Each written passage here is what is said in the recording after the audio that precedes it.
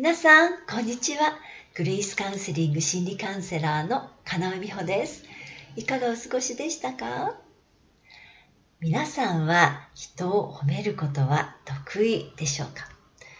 自分が人に褒められることと自分が誰かを褒めることではどちらの方がより好きでしょう？やっぱり自分が褒められるのは嬉しいという方は多いかもしれません。特に心密かにライバル心を抱いている相手がいる場合、その人のことを褒めるのはなんだか自分が負けるような気がして褒めたくないと感じることがあるようです。また、夫婦や家族のように身近な人を褒めることを難しいと感じる方も多いかもしれません。特に自分のことを全然褒めてくれない、そして認めてもくれない夫や妻を自分ばっかり褒めるのは損した気分になるから嫌。まず相手が自分のことを認めるなら私もそうするけど、相手にその気がないなら自分だけが認める気にはなれないとおっしゃる方もよくいらっしゃいます。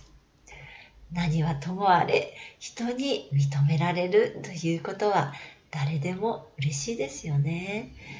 だから褒められるよりは褒める側、認められるよりは認める側の方がいいと私たちは考えます。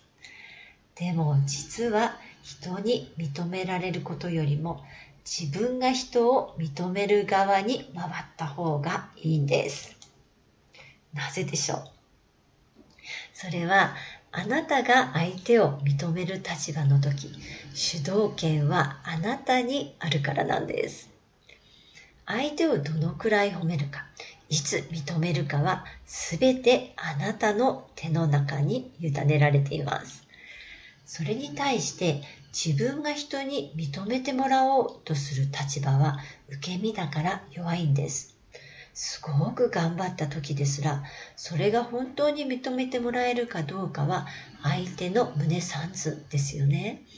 だから人に認められようと頑張ると、どうしてもその評価に振り回される人生になるから危ないんです。でももし認めてもらえなければ自分に自信を失って自分には価値がないと考えてしまうこともあるからです。家庭でも職場でも頑張っても思い通りの評価が得られないという経験は生きていれば誰にでも起こります。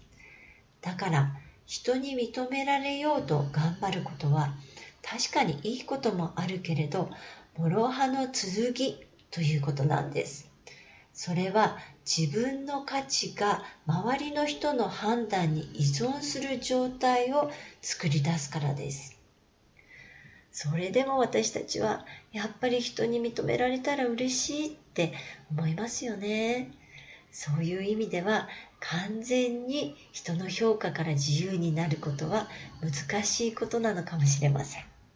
そこで大切なことはバランス感覚です。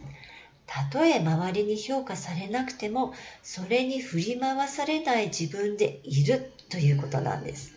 でもどうしたら人の評価に一喜一憂しない自分になれるんでしょう？そのためには自分が自分を評価する。自分が自分の頑張りを認めるということが鍵になります。例えば学生がテスト勉強するときにどんな結果になるか、結果のことばっかり気を取られていたら勉強は全然進みませんよね。だから今日はこの科目を3時間やるというふうに今やると決めたことに集中することが結果を得ていくためにも役立つわけです。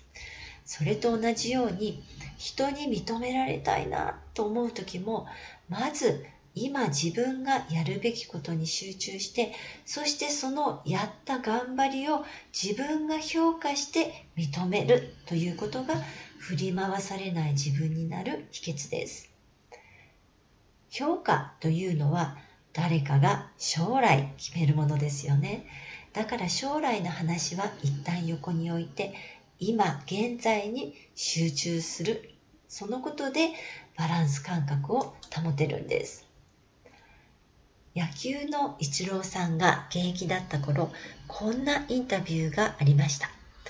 当時のイチロー選手は思い通りの結果を出すことができず、とても苦労していました。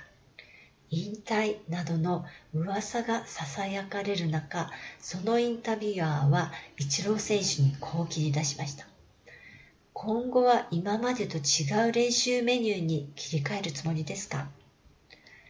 必死で頑張ってきたのに結果が出ず評価されない。イチローはもう終わったという人すらいる。もし皆さんがイチローさんならどうするでしょう？その時イチロー選手のこう答えたことがとても印象的でした。自分の感覚は決して悪くないので、今まで通りの練習メニューを続けます。